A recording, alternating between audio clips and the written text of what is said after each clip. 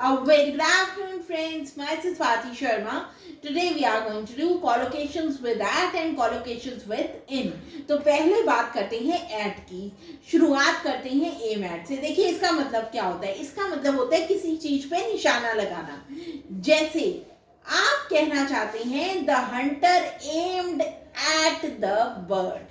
तो ये कहाँ यूज होगा? जब आप निशाना लगाने की बात करते हैं, किसी ने किसी चीज पे निशाना लगाया.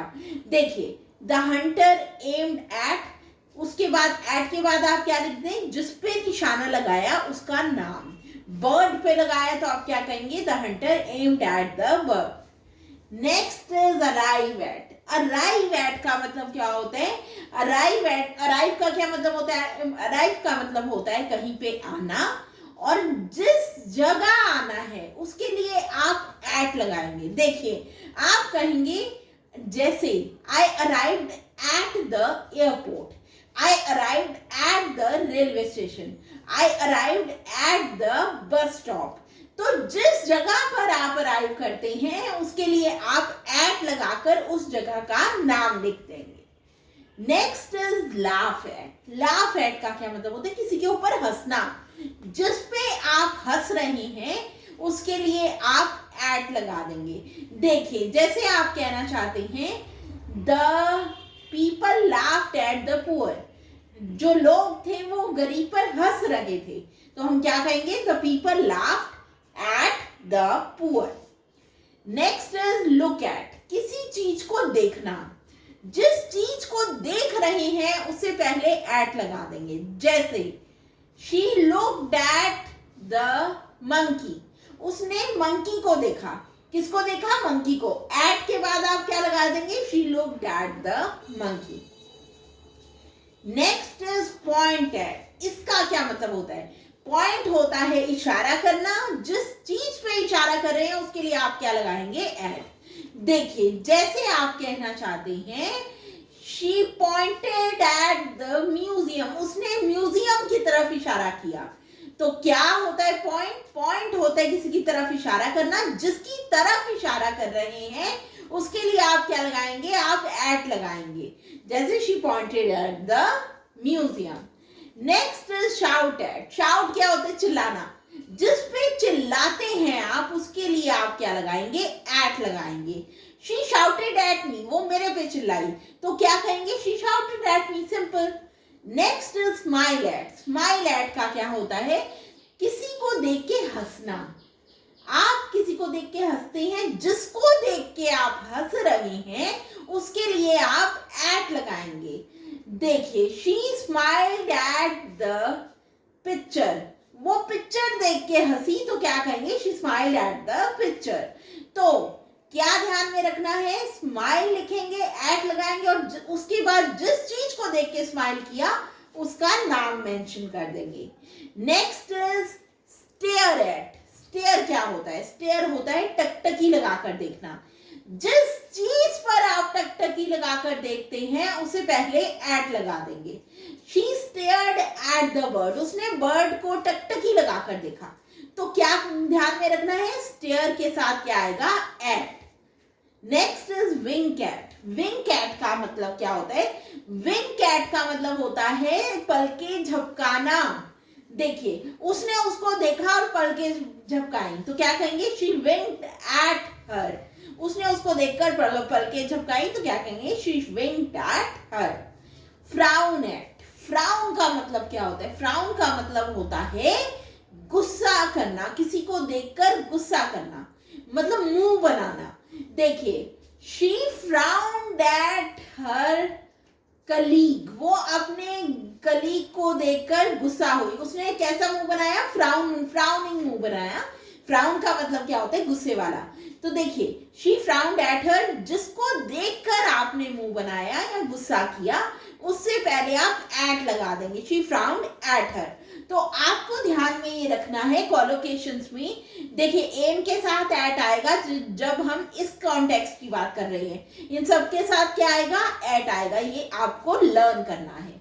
उसके बाद अब कॉलोकेशंस की बात करते हैं इन से रिलेटेड. तो पहले बात करते हैं बिलीव इन की. बिलीव इन का मतलब क्या होता है? आप कहना चाहते हैं कि आप किसी चीज में विश्वास रखते हैं। देखिए, जैसे आप कहना चाहते हैं आप भगवत गीता में विश्वास रखते हैं, तो आप क्या कहेंगे? I believe in Bhagavad Gita. Believe in, जिस चीज में विश्वास रखते हैं उसका नाम लिख देंगे। आपको ये ऐसे ही लर्न करने हैं, मतलब इस कॉन्टेक्स्ट में जब आप बात करेंगे तो आप यही प्रेपोजिशन लगाएंगे। देखिए, कंसिस्टेंट, कंसिस्टेंट का क्या मतलब होता है? कंसिस्टेंट का मतलब होता है किसी चीज में कोई चीज होना। देखिए, आप कहना चाहते हैं this dietary supplement consist in vitamin. ये जो डाइटरी सप्लीमेंट है इसमें विटामिन है, तो जो चीज एक चीज में है उसका नाम आपने बोलना है। तो आप क्या कहेंगे? This thing consist in this, मतलब इस चीज में ये चीज है, तो आप क्या कहेंगे? कंसिस्टेंट। ये आपको ध्यान में रखना है। इनरोल इन, इनरोल का मतलब क्या होता है? किसी चीज में एडमिशन लेना। देखिए, किसी ने कॉलेज में एडमिशन लिया तो आप क्या कहेंगे? She enrolled in a college. उसने कॉलेज में एडमिशन लिया तो क्या कहेंगे? She enrolled in a college. Next is invest in. Invest in का मतलब क्या होता है? किसी चीज में पैसा लगाना। जिस चीज में पैसा लगाएंगे उसके लिए आप क्या कहेंगे? Invest in. She invested in shares, उसने शेयर मार्केट में पैसा लगाया तो क्या कहेंगे? She invested in share market. तो जिस चीज में भी आप पैसा लगाएंगे उसको लिखने के लिए आप पहले इन लगा देंगे इन्वेस्ट के साथ। इन्वेस्ट इन लगा देंगे और फिर उस चीज का नाम बता देंगे जिसमें आपने पैसा लगाया। Next is involve in. देखिए, इन्वॉल्व इन का मतलब क्या होता है? इन्वॉल्व इन का मतलब होता है किसी चीज में इन्वॉल्व होना, किसी चीज में पार्टिसिपेट करना। देखिए, आप किसी को कहते हैं you should not involve in their matter, तुम्हें उनके मैटर में इन्वॉल्व नहीं होना चाहिए, उसमें भाग नहीं लेना चाहिए, उनका मैटर है, तुम्हें बोलने की जरूरत नहीं है। तो इन्वॉल्व इन क्या मतलब होता है? किसी चीज में भाग लेना। जिस चीज में आप भाग लेते हैं उससे पहले आप इन लगा देंगे। जैसे हमने कहा you should not involve in their matter, किसकी बात कर रहे हैं? उनके मैटर की। तो क्या करेंगे? इन्वॉल्व इन के लिए you should not involve in their matter. Next is participated. देखिए, आप किसी चीज में पार्टिसिपेट करते हैं, तो जिस चीज में आप पार्टिसिपेट करते हैं उसके लिए आप लगाते हैं participate in. I participated in the quiz contest, मैंने क्विज कॉन्टेस्ट में पार्टिसिपेट किया तो क्या कहेंगे? I participated in the quiz contest. इस तरह से जिस चीज में भी आप पार्टिसिपेट करते हैं उसके साथ आप इन लगाएंगे। मैंने इसमें पार्टिसिपेट किया, मैंने उसमें पार्टिसिपेट किया, सब में क्या लगेगा? इन। Result in. रिजल्ट इन का क्या मतलब होता है? रिजल्ट इन का मतलब होता है किसी चीज के नतीजे निकलना। देखिए, जैसे आप कहना चाहते हैं his hard work resulted in success, उसका जो हार्ड वर्क था उससे उसको सक्सेस मिली। तो क्या होता है रिजल्ट इन? कब बोलेंगे ये? जब आप कहना चाहते हैं कि किसी चीज से क्या हुआ, किसी चीज से क्या रिजल्ट निकला, जब आप वो बताना चाहते हैं तो आप लगाएंगे result in. His hard work resulted in success. क्या हुआ? रिजल्ट, सक्सेस मिली। तो इस तरह से आपको ये लर्न करनी है। Succeed in. सक्सीड इन, किसी चीज में सक्सेस पा लेना। जिस चीज में सक्सेस पा लेंगे उसके लिए आप क्या लगाएंगे? Succeed in.